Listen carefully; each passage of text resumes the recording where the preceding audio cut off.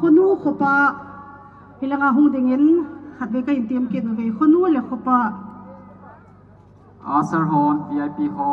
geso betsani be pivintin khunu khopa cho langai hum kal to pivintin mi pi bon chawen ko ni min songsu ke yuti buya da ji hello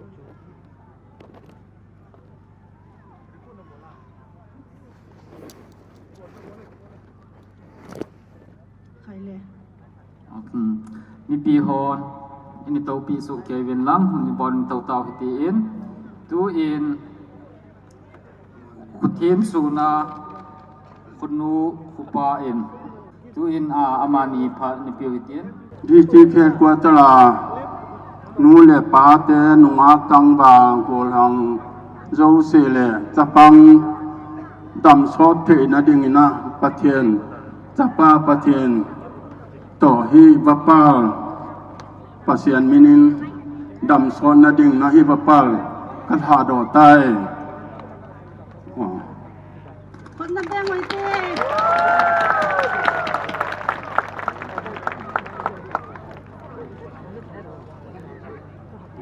presentation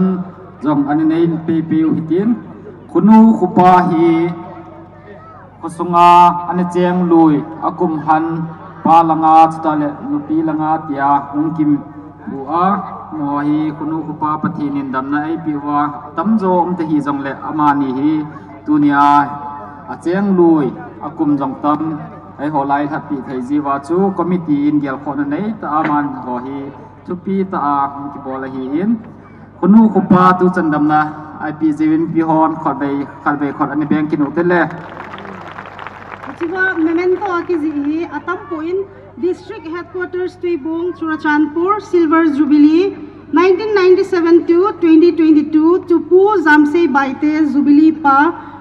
on the 16th December 2022 by Jubilee Celebration Committee TIA.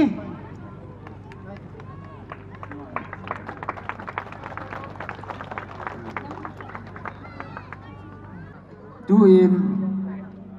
special number Pu Zefakai le Nu Boy Si Lai Stay Sunga Hong Kaldo Intin Aparhan Klapi Han le Kipaminti Amani Akichai le invocation Aine Pidiu Reverend Thangzakap Amazong Chu Amani La Hansa Stay Andal Ha le Amanjang Aparai Lu Pi Pe Givin Tim na le Hesana Kahine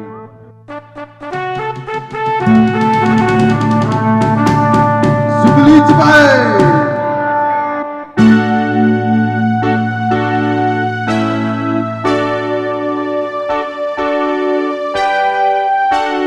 Lolhinna Kipana Damthena Jubilee Ahung lung tai lim che ute pa kai chu kapola ai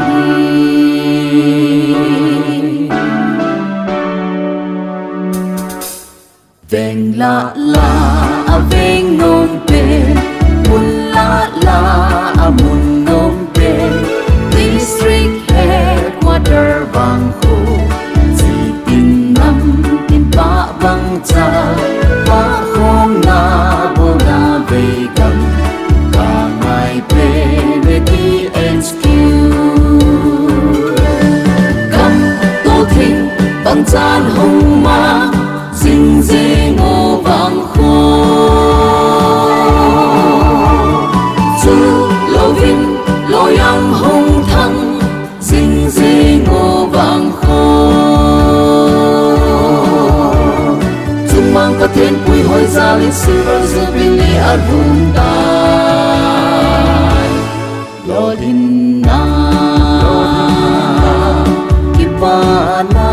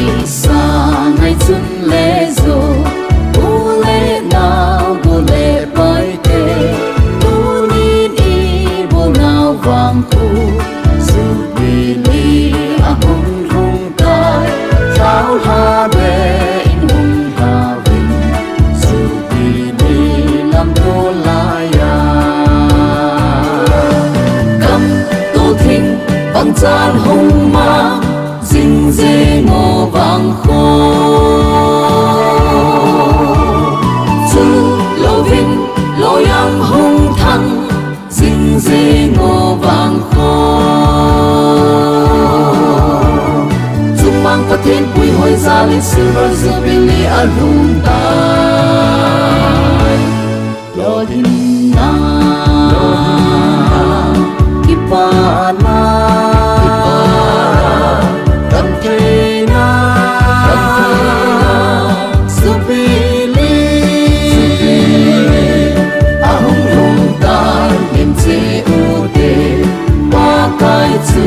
kapon la bali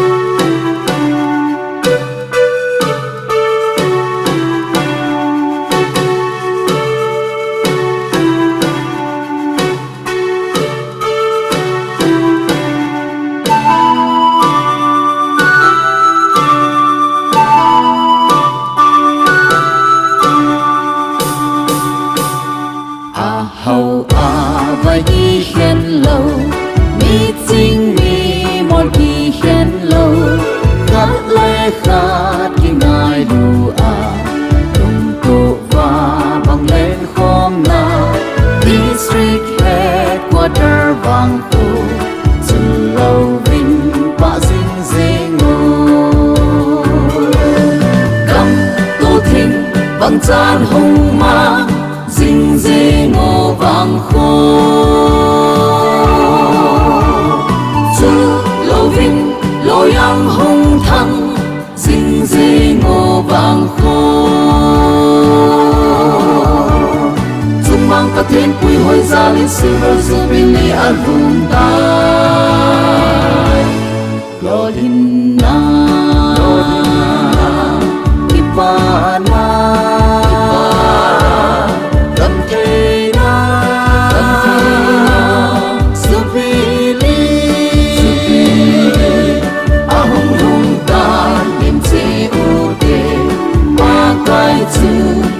la bali căng tô thinh vang chan hồng ma dinh dê ngô vang khô chữ lô vinh lô yang hồng thăng dinh dê ngô vang khô chung mang cả thiên quy hồi ra lên silver jubilee album tai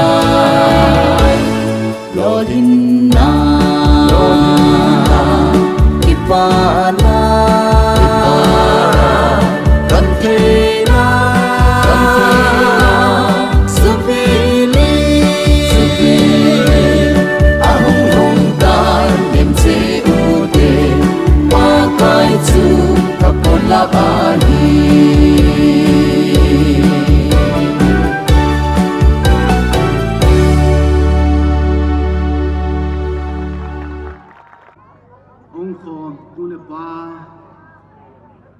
district headquarter MPT ho nabon Kevin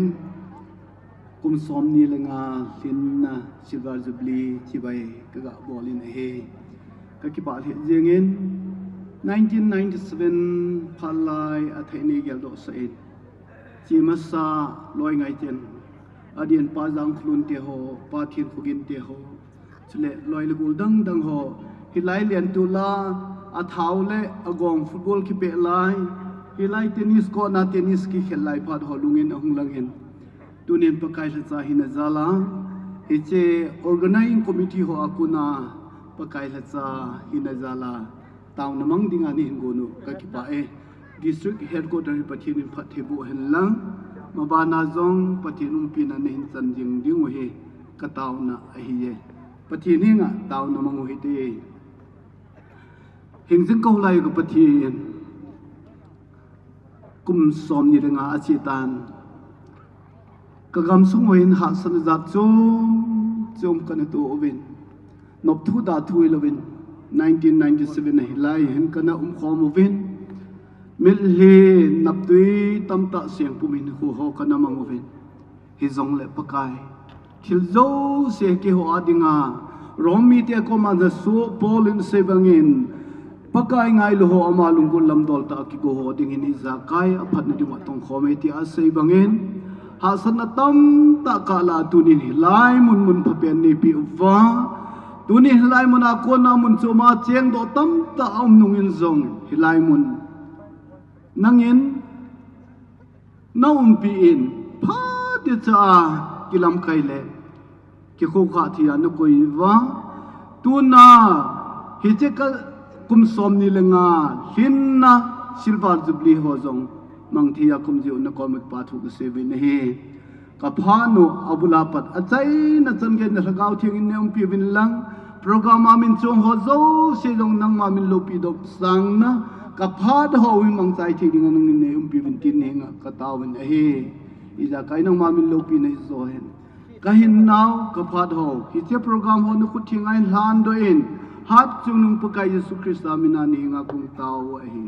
amen invocation hando na pastor thangzaka min ai nei pyo bon chungwa ki pa thu sevin to hi unveiling of stone hong hi di hin mi pi ho itona pana ani dingotin itona pana igal va diu guest ho si sile committee ho in sung hando na to hi ganai ding hi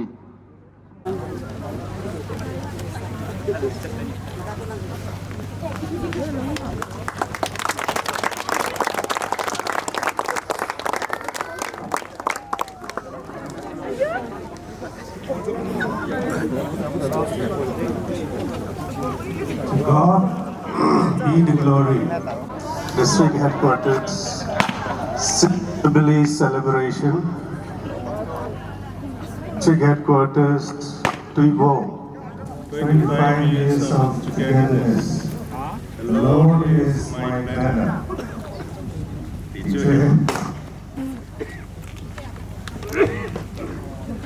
tuin pastor sayimang aman di senen ama sapenin itabang phat pha ei pewa pathin thangwa na kape na he pathin thu mun khan hin sim da in kating pathin he nga taw nga in manule ke ma phat chai na chong ni pe ding he joshua bungli chang som ni la khan khunung ting na tu na cha te apa teo ado wa iti som ho hi ipiti na atwa hi le nang ho na tu te na cha teo chu pate cha na hi lo wa hi ji jordan vadung hi israel ten tulgwa anapal ga ka yo hi na ti pi de wa hi ka so pite ho iti som ki tu hi hat chu pathe ni district headquarters ra ihum khusa wa kipan tuni kum som ni nga hin khochan pi jing now athil bol thein le aban tha na e hin ven jing now chule ami hoidam na I chen jing now mel chi na silver jubilee zanglum song chu a hin hi hi chi na ihum chen kalu som ni nga hin mel chi na le pathin phan na ho igel do jing na diu kituk hi jubilee song ki phun hi achung nung hing Emmanuel pathin lo pui na dingin December 16 kum sang ni le som ni le ni kho tu ni kho hin keima pakai asasegin mang hokimin pa pathin lagaw thing pathin minin tin sona kanai ta na injing pathin chu nanom si hen itisong tatale mutheya akitun jing bang hin don sona hinjing pathenin hijmuna chengzo se tule ama ahungka sin e taw hen achai na dingin hitisong kitung hi koi hizong le hello wa de le suhu om le aidam chang hen ama wang alam lo le cha emsin man le sumsel mana sulhu subal om le pathenin achung thu atendingin pakai na chain ka cha na ka koi na hi pathenin nga taw na ni uti hingjing vana pau pathin amilung senak movin district headquarters muna chenten tuni napui hoi na le na ven bit ka chan inangal hinna dal ju nilopi tene izin ka ki pau win namin ka thang wau nei danga kom layu ka gel do wanu se la kham zum tap pin ai nan hundan la tiu ka gel do vin tuni ki pani lo pi na phathe na wangbo na ka chani ko anei musa jevin pakai pathin ka ki pau vin namin ka thang it is tong naminin ka then so vin pakai na ven bir ka chen pui hoi ka chen nau gel do na zin na lu ka tunu hi na lo pi na hi an tin na hunin ka vap sa vin hi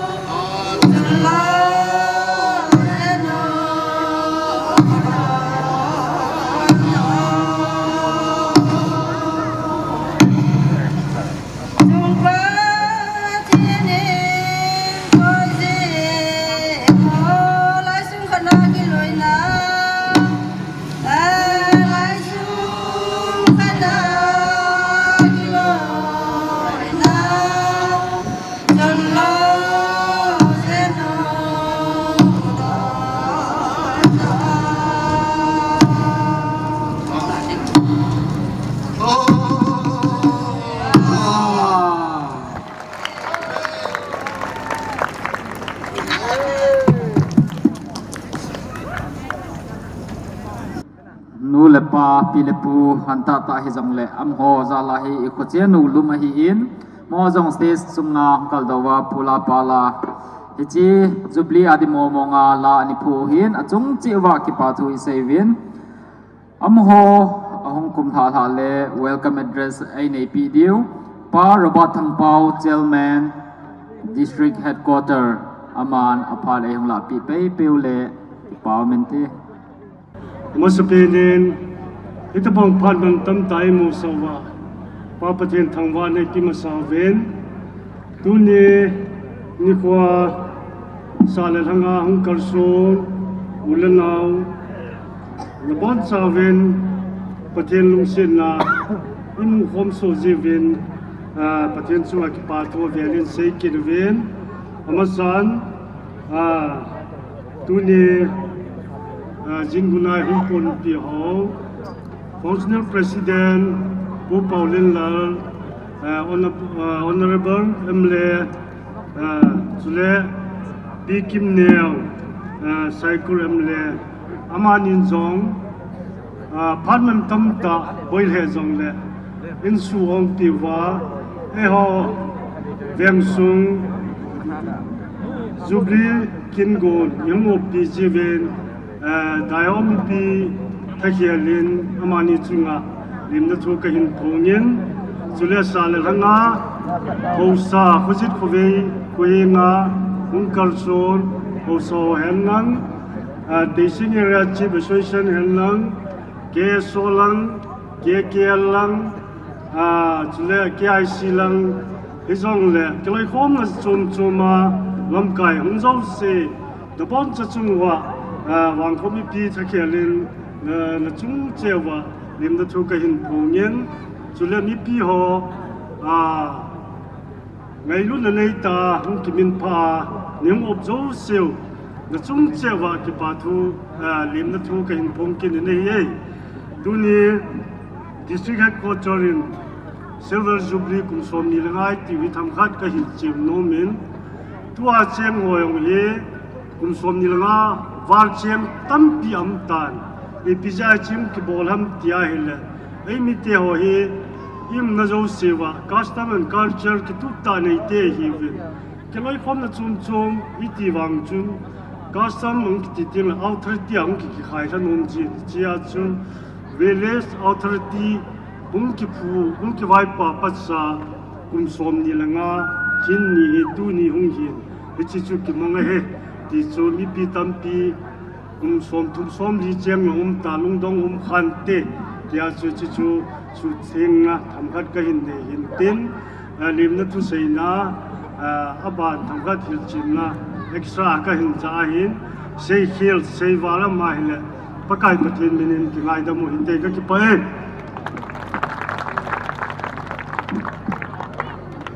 ki pau me pu robot thang pau chairman District Authority tun aban chan hakit mitin abana dingin presentation part hung mang dingin Jubilee Secretary kahin time Phat pha happy wa e pa pothin thangwa na sang pen ka pin tuni ni khuwa Jubilee man na wa hung kar chung ho zo si ama sa penin jana ka hin pen he tu chung Jubilee man na hi lai khu sung beang sunga ko na chau do sa ho jong ki kovin chule social langa lamkai ho si jong ki kovin yang chu amo ho chung ki pa tho ka sein adi in lai beang sunga ko na anaking nei do so nei do so hi aki hol khom re hele mi WhatsApp group par ke semin mi zale som tum tabang hi nu lam nei kim to nu hai nevin an hol do in ye chun amani chunga ki pa tho ka sei ma se penin amani ato na muna na hung na pante chanu hin hol do te ho amani kun chanu ajne do so an hol do in ajne do so ho tuni ni kwa hung kala su ho zo si nadin na mun chi anom na mun chi hung ding da chun pante ajne do so ho mi za la som thum bol la yam chaka sia na mun hin la ke pa me to un la hichila ahin adi senin delhi a loy amen Kolkata loy amen foreign loy amen adi sanin chanu ning cha hi Israela kuna kichen ge ja hong jin ama hi ki pathil pe ka penom wen ama hong ke hilovin langa sum ki tun na foundation si siang ho aman an tu hin e chun ama hi ki pa pi na in Jubilee chairman pu hong in tin thil ne khot ka penom wen chanu te la hong gam la pen sala ka tha the lo je un presenter sa ren pi wen ka te nulam chop na ta banga ne gel pi din ka gel we ne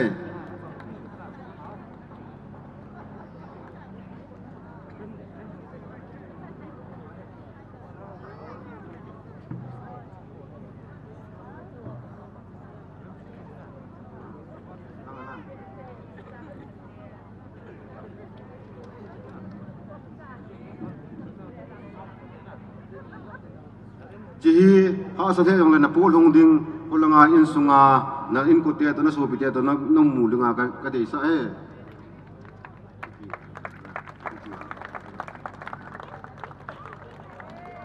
tu in buôn dòng khát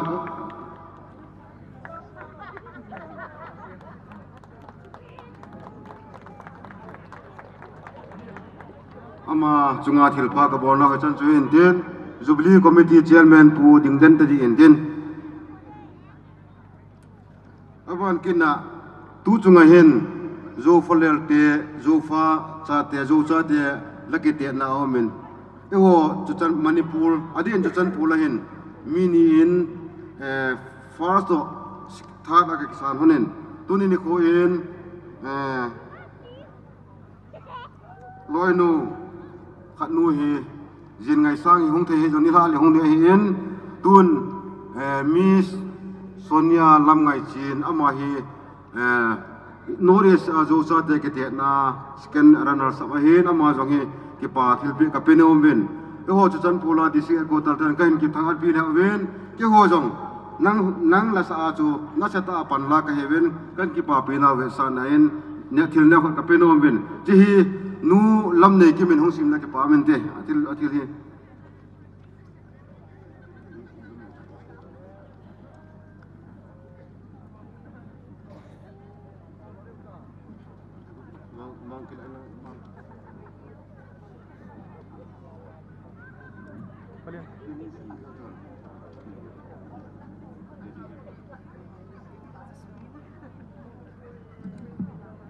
In Simla Zenkatin, with our greatest appreciation, we are proud to honor Miss Sonia Lam Ngai Chin Zoufalelte 2022 second runners-up. Dated District Headquarters Tuibong, 16 December 2022.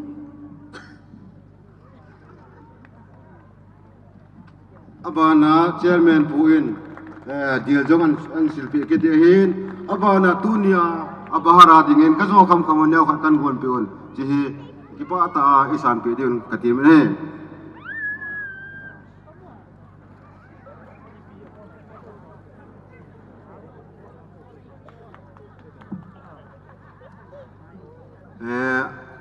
abana jin ngai sang ni la le hung de hin mi zo si ni la tiang le jin ngai sang la sa ngai an hong su ke di hin tin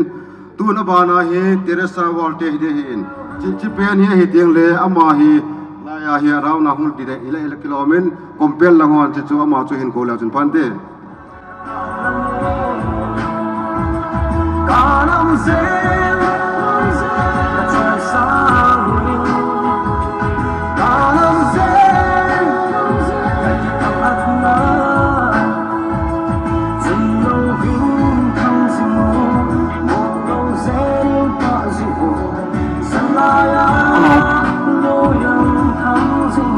rewa an bol di hi rewa hi rau pai bol sa phat diu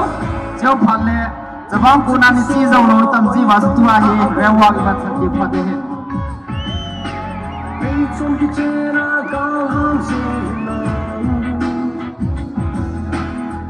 vui trao vui cầm vắng bầu lại lút lung xít cút tô lệ hết vì na dù sẽ giống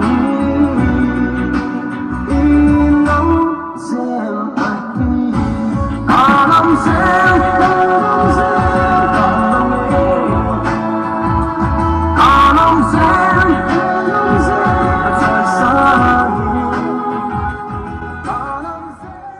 ki pa om le jengin tu chunga hin e ho chan por te hi competition zo sa lon hin le changwin ama jong hi e ho chan polin manipur pumpia miss kut na falsa la hin ama jong hi e ho di jengin ki pa pina kane je wa cho chi hi chairman pu hin pele ki pa man te tu changin pe masain tin aban le dir hin pin tin aban le cholam ding ne khat make up man di them khat kan pe dio he ki ho hin nunga ame roi do ka mo la ka ko te te he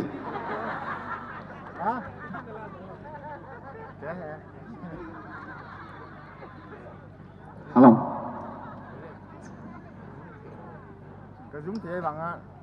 with our deepest appreciation, we hereby honor Ms. Teresa Ningaisang Barte with this token in recognition for your outstanding achievement on winning Miss Good 2022, dated District Headquarters, 16 December 2022.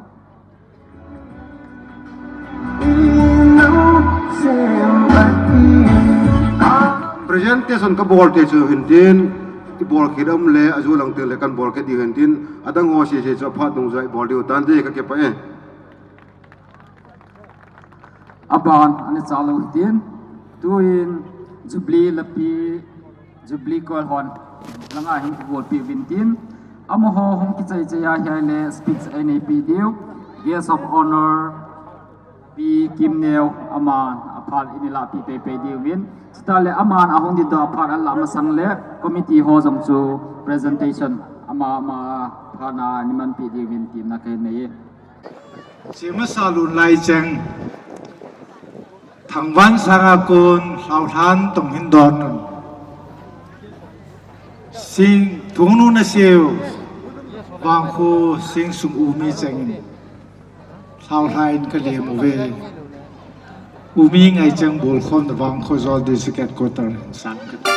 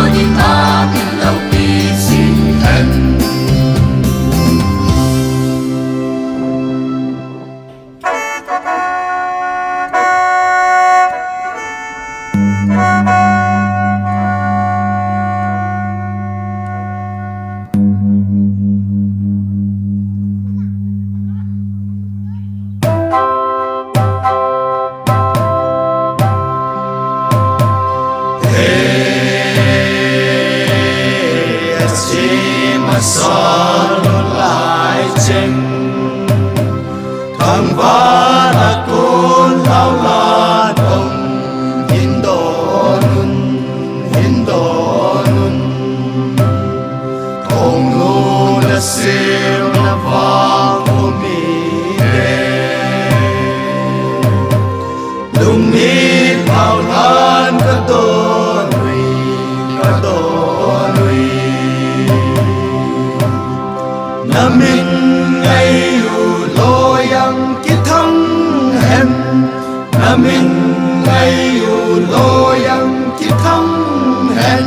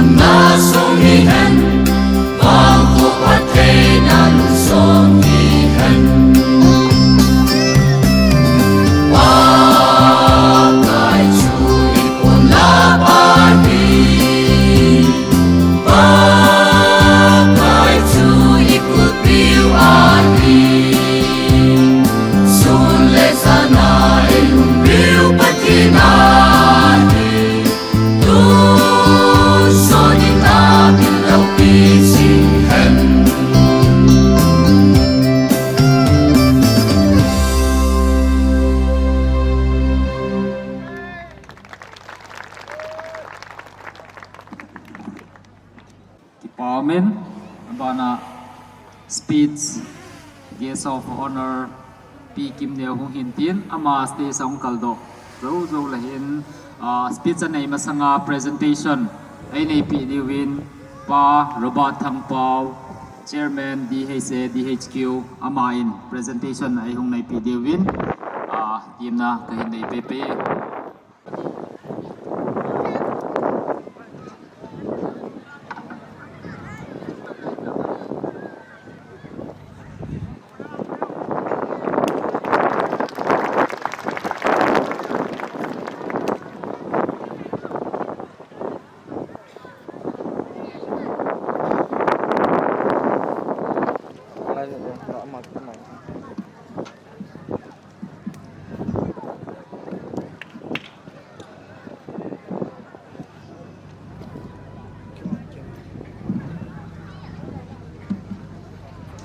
Amasapenin patpai peva papatheng kathangwa in chule tuni zadinga long ministera yung panpiu pastor Saigin Mang pastor CFC ahi in chule pu let pau how keep honorable minister among thai hi zong le zana kahin pe in chule pu paulen lal how keep honorable MLA ahi in July hong ki hom zo se nu le pate ho hin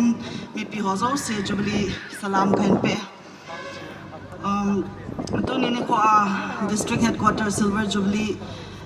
iman na ding iman nawa kyong guest of honor ka hong pan thaizin patheng ka thangwa kin in July organizing committee ho chung yong ka ki pana kain phongin for na kana kyo hi in ka patho sai to kana kyo hi in an sai chon ke yong ka ki pa le in aji chon chale Tuibong ti le lam ka hung se yong le ka hung pha pa de hi in aji to kyong childhood memories kana nei St Mary's 95 to 97 ho ka chung kana kai in class 1 class 2 ni aus ka hi wang chon memory tham kha chu kyong ka gel do zin a lain nei ko hi zom le zo chun nei ko hi zo le chun kana la set mai thei a hin ke ong chalang Churchampur lang MLA hi zong leng cycle lang pe MLA hi zong leng chalayan hon ngai lut na nei ta nen ko zewen na chung che wen ka ki pa na ka hin phongen chule district headquarter chalai a cheng ho se ka pa chat no men กษัตริย์ตัวบาลเลย civil service ลังเฮนลังอีพิลัมปังยองเลยบอลไทยกันเสียนตั้มตานักเสียบตัวเวนกันกี่ป้าปีโซเกยเวนจุเลยเขาอินยองจูกะจีสูกะจีตัวก็แบบจีเห็นกุมโซมนี่ละงาแบบฮิซอมเลยเขาอินยองทุกปีตานั่นเดียวเฮก็เห็นกี่ป้าปีเลยเวนอีที่จำตา peaceful ตาอีที่นั่นเจนุเฮก็เห็นกี่ป้าปีจิงินอีที่เห็นขัดกี่เหตุตัวนะกี่ differentiate ตัวละว่าที่ลุงขัดนะเนี่ยเจนคอมบางเวนเจนคอมเวนที่ยองจะกันเต็มน้อมนะเห็นประเทศนี้จงหัวเจ้าเสน้อมปิวหันลัง district headquarter ยองมีเปียเจนหัวเจ้าเสเห็นหัวอามุนเห็นประเทศนี้น้อมปีจิงเตาหันที่จะกันใส่น้อมเห็นกี่ยองสอดตากุมน้อมเห็นเห็นตัวนี้กินดังขัดตัวอันนี้กิโตขาเห็นอันนี้ใจจันกุมไทยเราดึงเห็นปูเปาเล่นดอลพัดจะกันก็กิทูมาก็คงหลับไปตายมาจงยังก็กิปาได้ก็เห็นโพน้อมกินนั้นgift เนี้ยขัดกันเป็นโนมันจุกๆก็มีที่เขาขัดห้องโตเลยก็ใส่ใจยองเลยก็จีไปดึงไอ้ตาเนี่ยให้เทียมเป็นที่จะเห็นตุน gift ขัดสร้างดึงก็มีที่เขาขัดห้องโตปีแล้วจะเกี่ยมาพัดที่จันทร์สุดได้ก็กิไป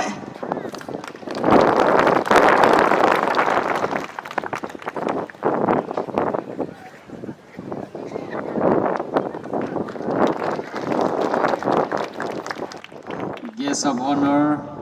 ปีกิมเดียวเอาลิมไงตาถ้าใส่ไงน้องตาไอ้ใส่ปิวเลยเมียจังเอาหินกี่ป้ามมองอินลงเลี้ยนตะอินสุมจังจานังคารินปีวินto hen abana I think he is a man who needs no introduction ti ding hen Manipur kyo hello lesi na history a anom khalo inaza kha lo tang nuam in lampin tom ta ania koi mason lowa lam laya blanket to pilo ki choya analup sa leo pa chu ko hidem ama to hen anako taw hite phat mang dingin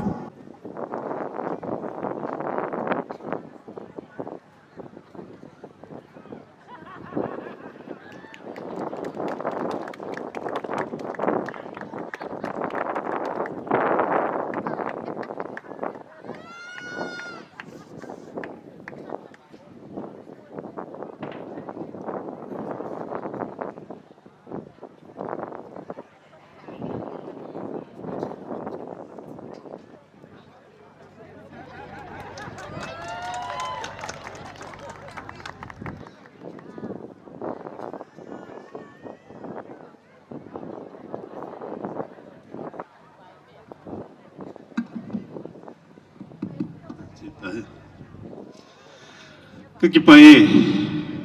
ประเทศพาดไปเปวินนำเซลินตุนี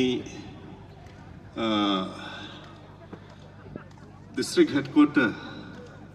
authority นักวิจัยฮับกัลกุมสมนิลงาดำเซลาประเทศนี้เปว่าเกี่ยงมังอามัดพาเราเฮียงละจินขดานินกอเซวินลำไก่หอจุงกิปาทูกันพงอินฮีสุดเละปาเตหอนูเตหอจะว่าลาอินสหอกระจานสังตากปีนมาหอตะบังเห็นเวงซุงให้เราเลยคุซุงฮีสู่ลมูหินมาหอตะบังเห็นปนันลาวาฮาสสาเตนุงไว้นุงลาหงกิจิลวาคุซุงกินสู่ปีลิงอุจุจุงวะกิปาทูจอมเบนกันเซโนเมน district headquarter อิเจนดานุฮีนอนนั่นเกลดอกข้าดิวฮัมกะเฮปูนอิมาบันดิวินนอหินอิมาบันดิงว่า example นะเซดวินกะมูอิน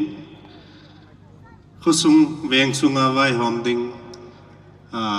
กุมิซาร์ฮัมดันเลยนักกิลเฮงเวนเขาบุ้งจังICA KBC ดูดาติมลาเวน Christian Fellowship Church นตีเวนกิตุบจะเดินนักกิปูเวนกิเห็นตัลน้ำเรา ham le pau neu cha ki khi ho jong achuma ki vai hom nom lo a cheng khom dinga pathenin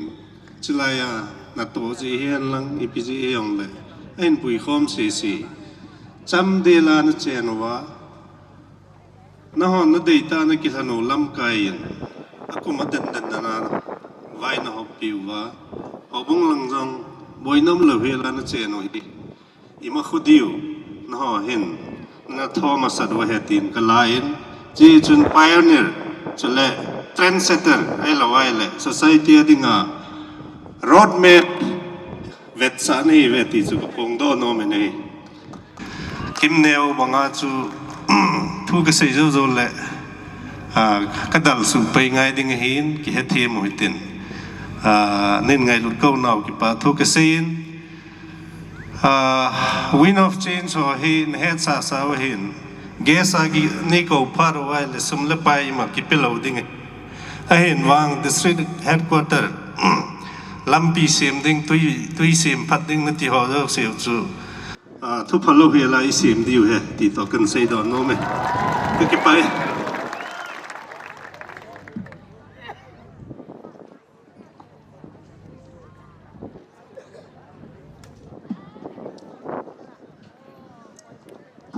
Paulin la ma changa ki pa thu sevin ilam piwong pakrod hung thong wa tan tin lampia hung muding zong hung ki se pe na lain tin zen a ma changa lampi hole tui ho ning tai bol pi din ki pa thu se ma sawe tun abana ngalen ta Mizoram competition na zo falelte kite na anazawa second runners up hinla Miss Sonia Lamnga Itsin itimove ton aman apa nung kilodien ikove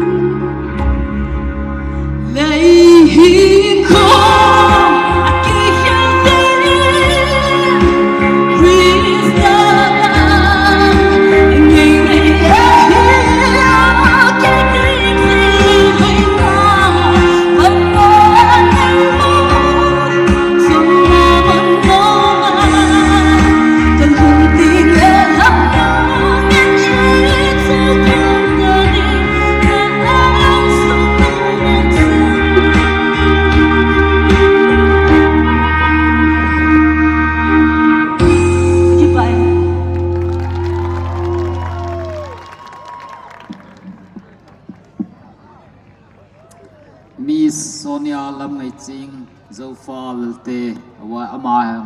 aw zong ngày in amel zong hoi in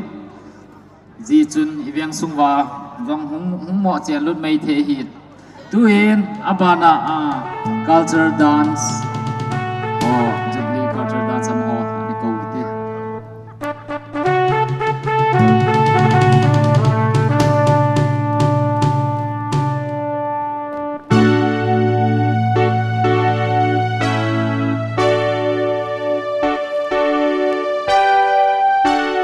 Lord hinna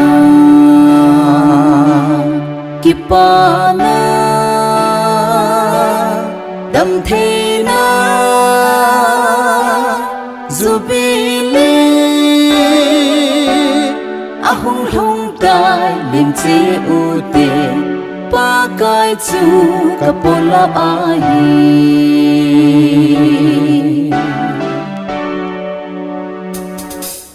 Veng la la a veng nong pe Mun la la a mun nong pe District headquarter vang ho Chỉ tin năm tin pa vang cha Pa khong na bo na về gam Cả ngày pe về DHQ Gam tô thinh vang chan hong ma Dinh dê ngô vang khô Chư lô vinh lô yang hồng thăng Dinh dê ngô vang khô Chung mang cả thiên bùi hồi ra lên silver Jubilee at vùng tay Lô hình na Kipana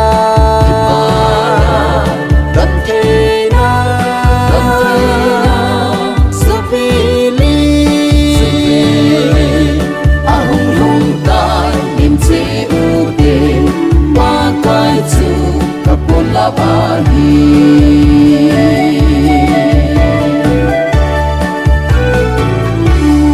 Haki sa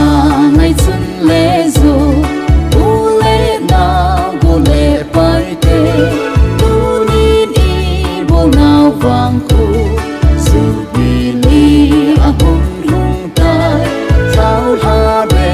in hong ha vinh Jubilee lam to la ya Vang chan hong ma Dinh dê ngô vang khô Chư lô vinh lô yang hong thăng Dinh dê ngô vang khô Chung mang cả thiên bùi hồi ra lên silver Jubilee at vùng tay Lord hinna Kipana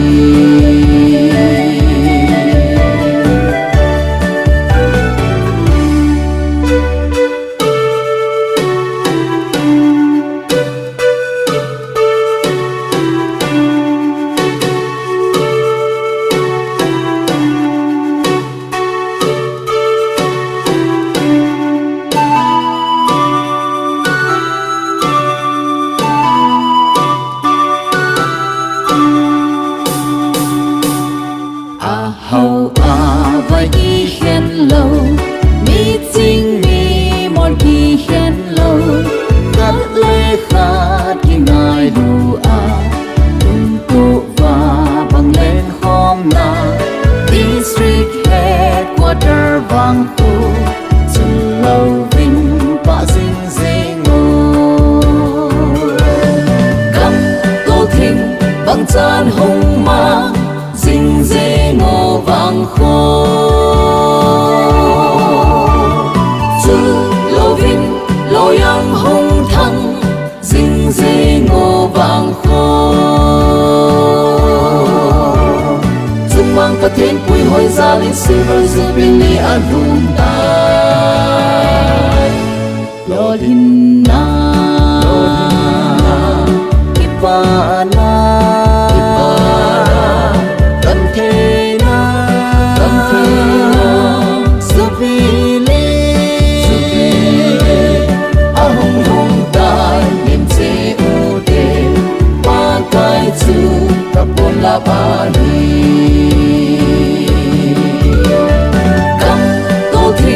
bằng chan hồng ma dinh dê ngô vang khô chu lâu vinh lo yang hồng thăng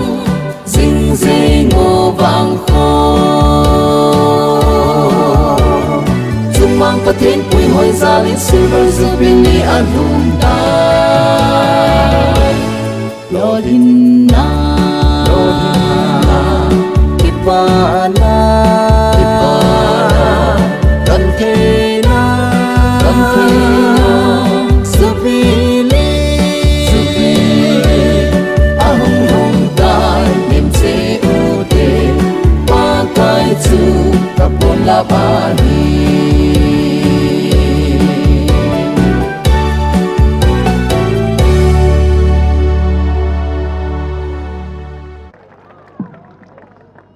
Dayo culture troupe na team win aban hoil hein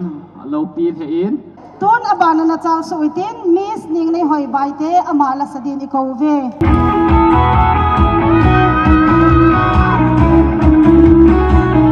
Kaking nep na kaking ngay na malam hati ay sipa kakulpisa at hamuna kalginamu tay hamba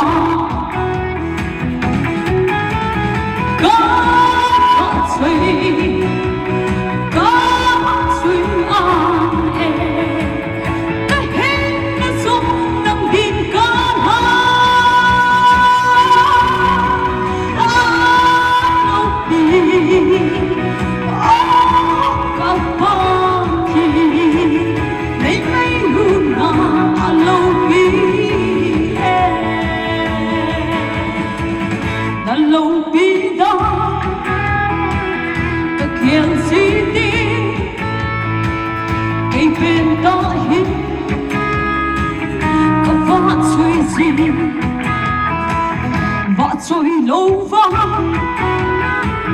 thật sông đi lâu thật lâu đi nó khéo đi lâu các vợ trôi an em cái hết nó giống nằm đi cá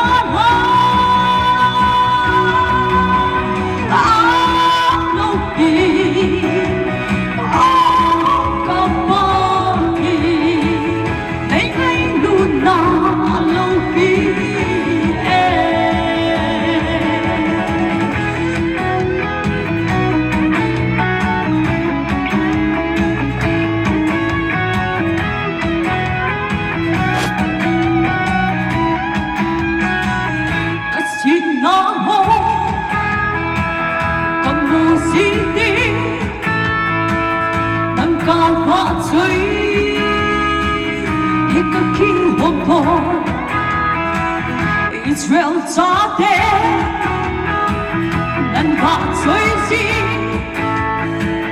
say my hin song liu na pi ka ba choi an e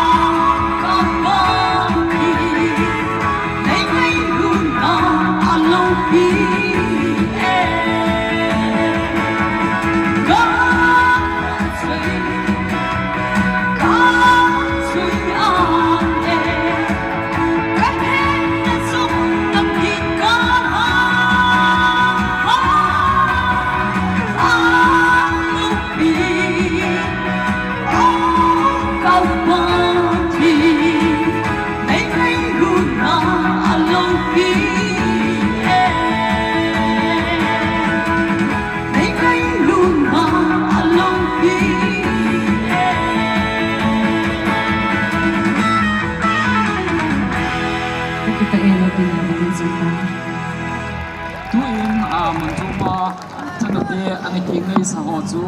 lungsi ten ste sunga ang kaldo pi win lang lim kila na veikat nung sanga hong nei ji win chun chanote si si chu lungsi ten ste sunga hong kaldo pi di win yimna ka hinei chanu king nei do ho hi anamaru ki hol khoma mi zavan ki hol do ana la izaram khat hiza hi hung ki su to hin tu ni hin sum tam pi pi an tu was te si hiji stes idin na hu am hona si ma hin alak lang hin po do wa hin chanu aking nei do hon suman don khom wa dunia chilai ste si thupi ta am hon sumpu do sponsor hin bolo hin am moja ki pa thu sevin am ho zala nunga mel hoi ta to lai chunga hi rem ki che hi jen mo cha ke ma ta jong ki pa thu ka se gampa ma ho ki wi lo veng sunga chanu jinei do ho na 97 apa tu ni chana ana jinei do ho nong ho jong sim thane hi ve hung ding do leo chun ki pau min te veng sunga ma a jinei ho jong lungse te in langa hin yum kal do pi bo veng sungma ma a jinei jong le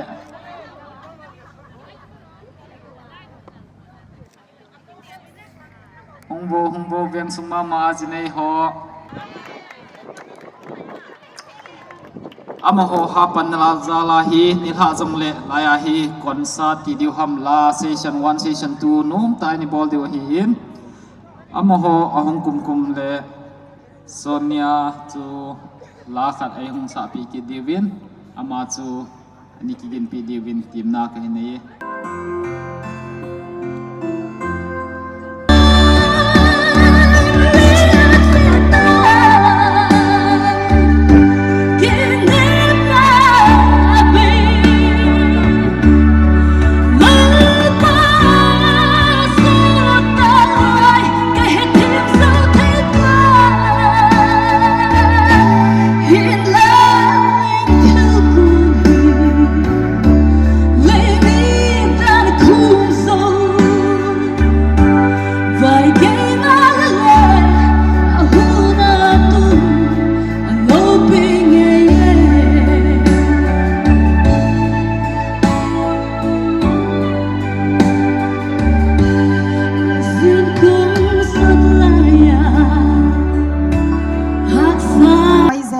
pak tak zetu dehi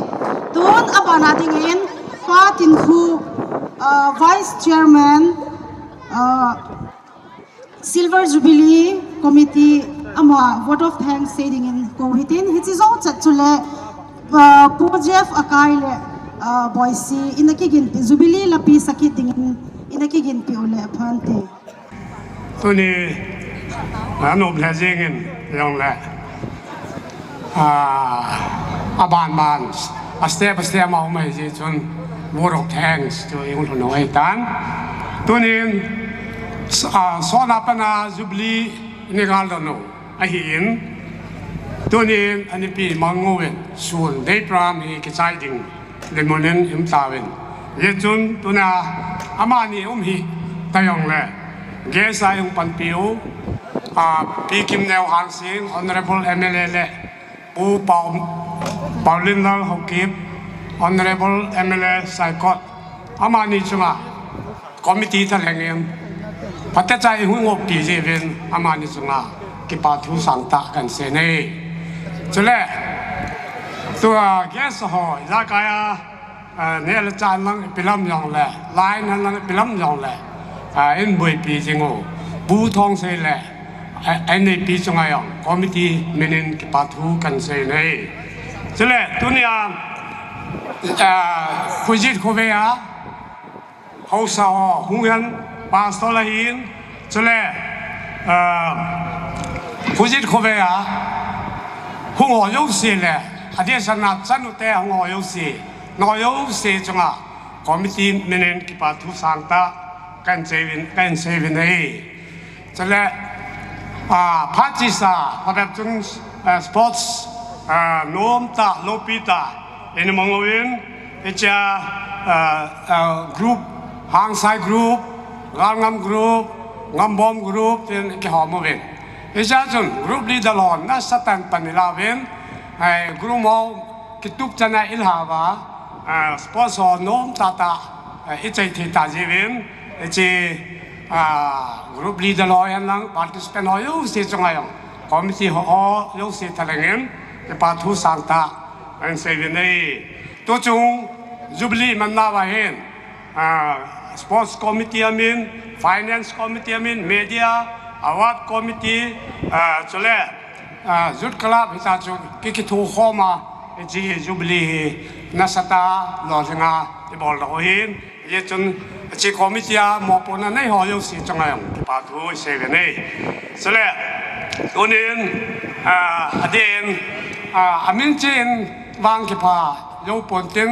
donor ho chunga nasatan ki pa thu se ven song donat bolamin stairs amin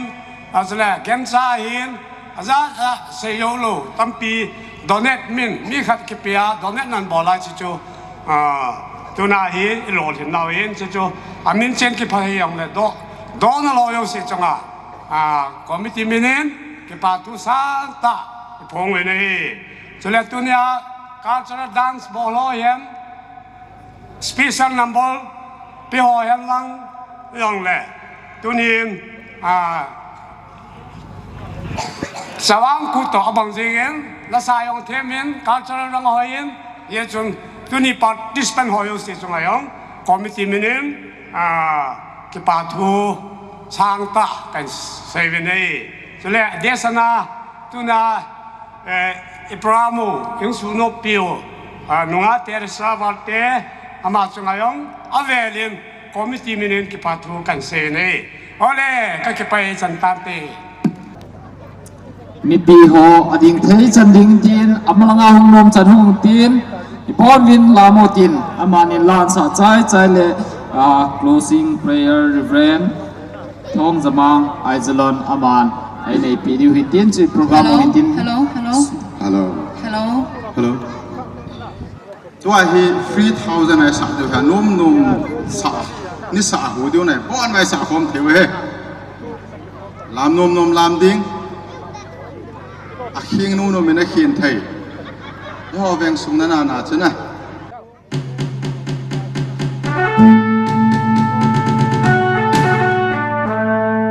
นี่ปีอดิ้งไทยจันดิ้งโว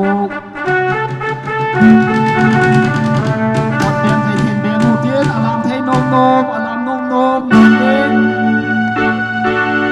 ดุนยาบอลโลจูบอลโล Lohina Kipana Lamthena Jubilee Ahung lung tai lim che ute Pakai chu kapala ai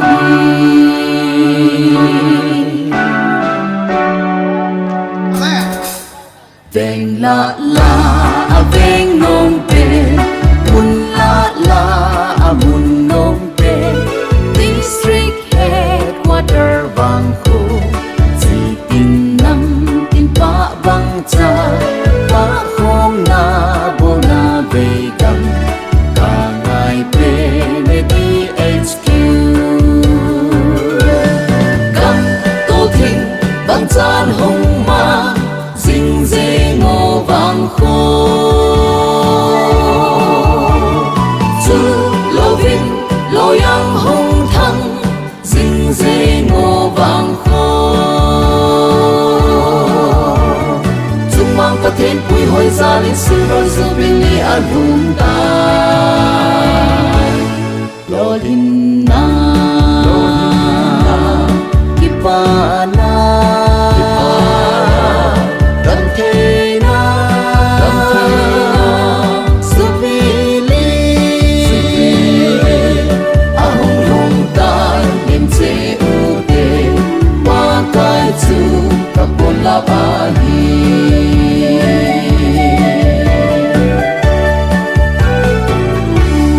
Haki sa ngai chun le zo Ule na bule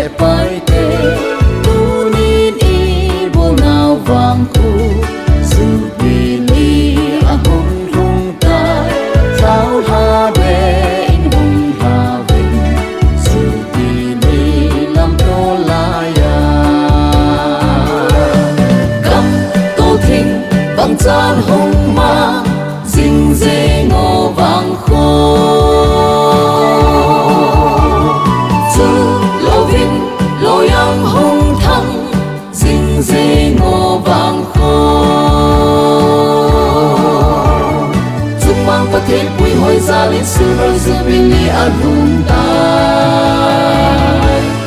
lodin na kipana ramthena jubilee alhum tai lim che ude pa kai chu kapon la bahi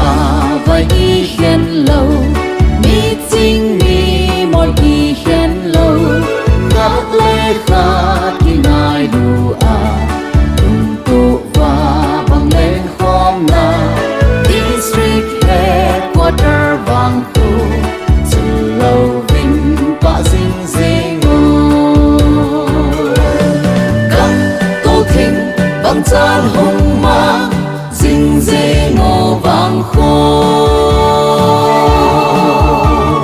chu lâu vinh lâu yang hùng thăng dinh dê ngô vàng khô chung mang cả thiên bụi hồi ra lên silver jubilee alhum tai lodin na kipana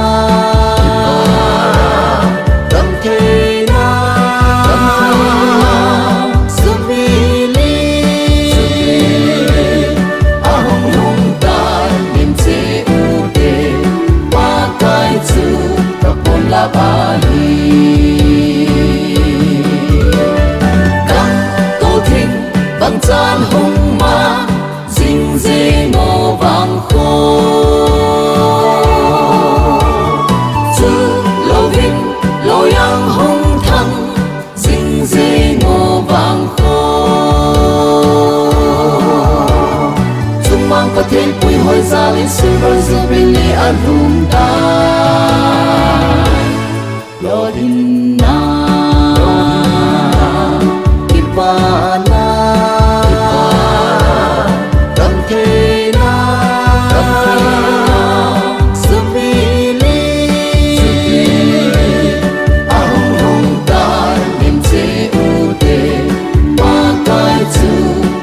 la bali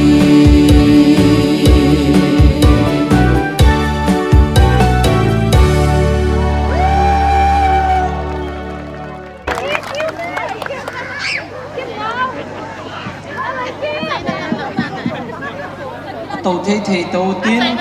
ding ding ho dòng chữ ding ding in tinประเทศนี้งะวัดใจเตานะกันมันดิงhi en wana kapau pathin nei lung si du vin hapa thai zat ham khat ka ki go naw tu ni in ka program mo district headquarter silver jubilee nothing ta in sun program ka ki man cha na ho apula pat achai chan nei ki chai sa zalvin ka ki pau na min lo pi ka thangwa vin ahim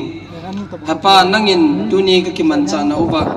hilal na ha sam na tam pi ding ahin hi cho zo se chalung se ta nei ngai dam din ka taw vin ahim program in gongal tu lam kai ho zo se pathe na bo zal ka ki pau vin lo hling ta nei ki man sa na ba no ba min chong zo se zong ai na bang ta ka chal ha thi zalvin ka ki pau na min lo pi ka thangwa vin ahim nangin baba na zong program tampi na lai ho hi ai na bang ta ka chal ha thi na ding vin na khuna kal han do kit vin ahim tu phan a ka ki khan do ting zong le kin chum chum ai de in an kong so khom na ai lwa hele program om na lai ho min chong ho zau se nangin na ki hon pi jingam ai de an kong so khom na dinga zong nangin nei pi huwam boina ha san nam lo hela ka ne ding ho ka don ding ho damna ka nei thini ding ho nei su thing pi di bin kom ka taw vin ahim ka ki man cha na ho ka thin lal na ho ne ngai dam vin nang lo pi na hijing dingin na khona ki han do in hi to zau se chu hat chung nung kapakaw Jesu Christa minin ni hinga kataw vin hi la la aveng nong pe mun la la amun nong pe district headquarter bang khu si tin nam tin pa bang cha pa khong na bo na ve gam ka ngai pe ne DHQ gam to thing bang chan hong ma ding dê ngô vang khô chu lô vin lô yang hong thăng ding dê ngô vang khô chung mang pa thiên pui hoi za lên silver Jubilee a lung tai lo din na ki pa na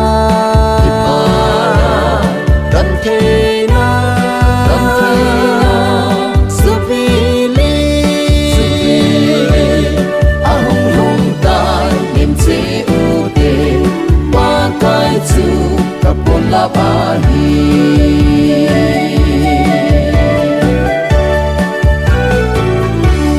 Shaki sa ngay chun le zo u le na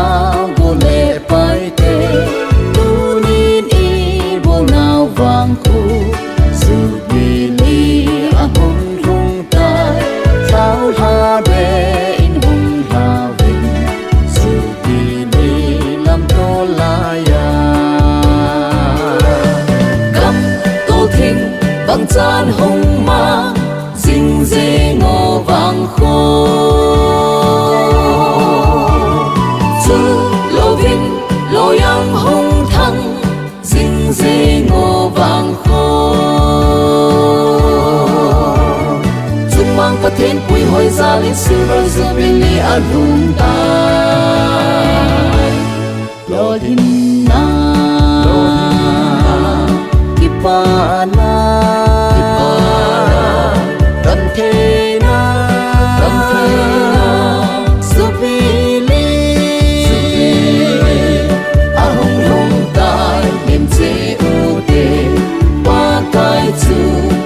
la bahi